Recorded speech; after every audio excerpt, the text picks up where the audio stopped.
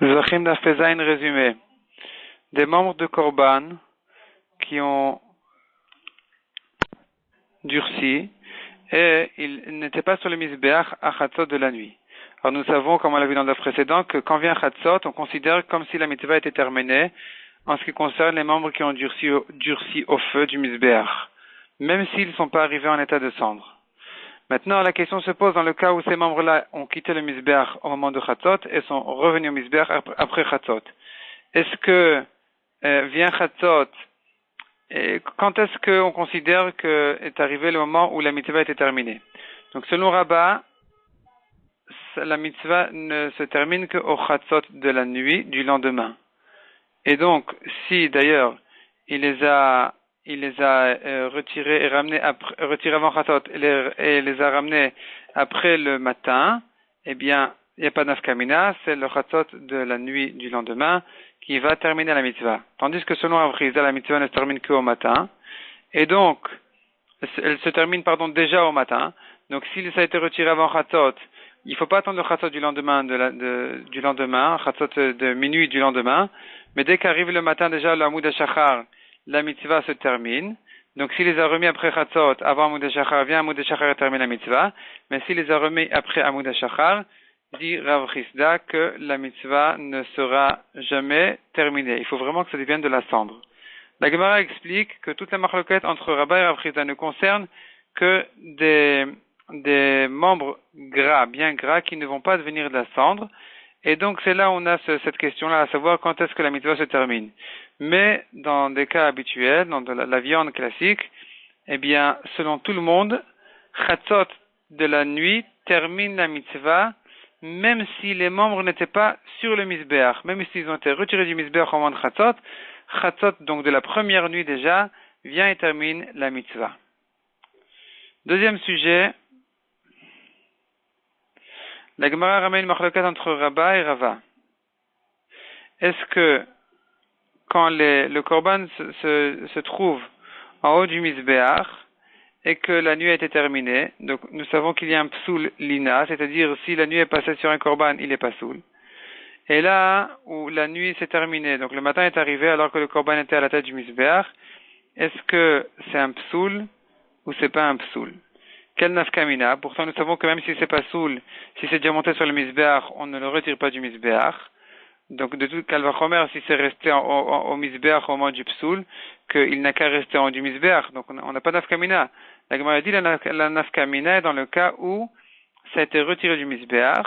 Est-ce qu'on considère que quand le matin est arrivé, alors que le korban était en haut du Mizbeach, eh bien, est-ce que c'est considéré comme un psoul, et donc une fois qu'il est après descendu du Mizbeach, on ne le remonte pas? Ou bien non, c'est pas considéré comme un psoul, Marloket Rabba et Rava. Troisième sujet.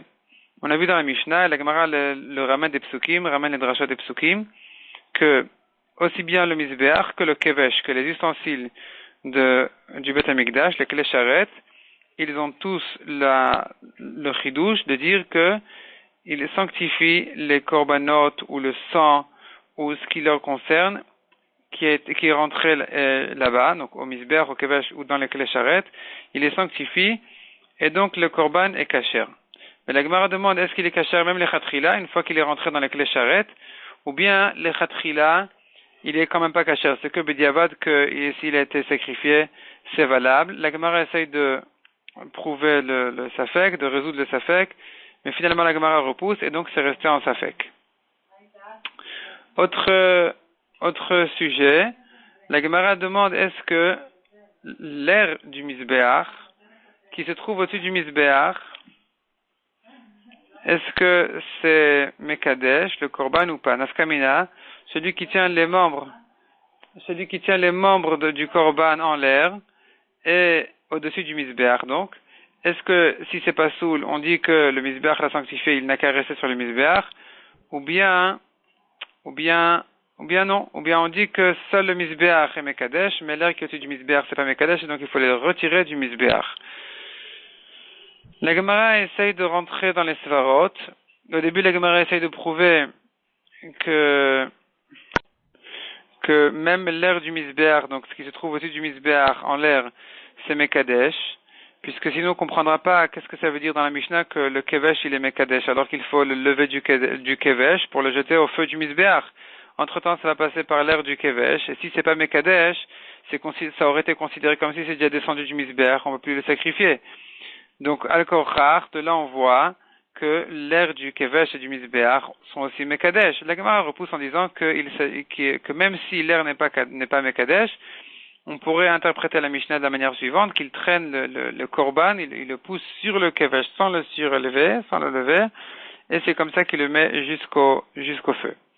Ensuite, la Gemara essaye de prouver que l'air n'est pas mekadesh, parce que si l'air est mekadesh, alors comment est-ce que celui qui fait une olat ha'of, donc il fait un korban olat de volaille, d'oiseau, avec une pensée de le sacrifier au feu, de le mettre au feu demain, eh bien le korban est pigoul. Pourquoi est-ce qu'il est pigoul? Pourtant, il a vraiment le droit de le faire demain, puisque si vraiment l'air est mekadesh, donc quand il fait la olat ha'of, il a fait en haut du misbéach, donc ça a déjà été capté par le misbéach, et donc il a le droit de le faire même le lendemain, puisque ça a déjà été capté. Et donc on verrait de là que non, que l'air n'est pas mekadesh. La Gemara repousse cette preuve. La Gemara ensuite essaie de dire une preuve inverse, qu'au contraire, on devrait dire que l'air du misbéach est 8 mekadesh, comme le misbéach lui-même, et ça aussi, c'est repoussé. Et donc la Gemara reste en safek.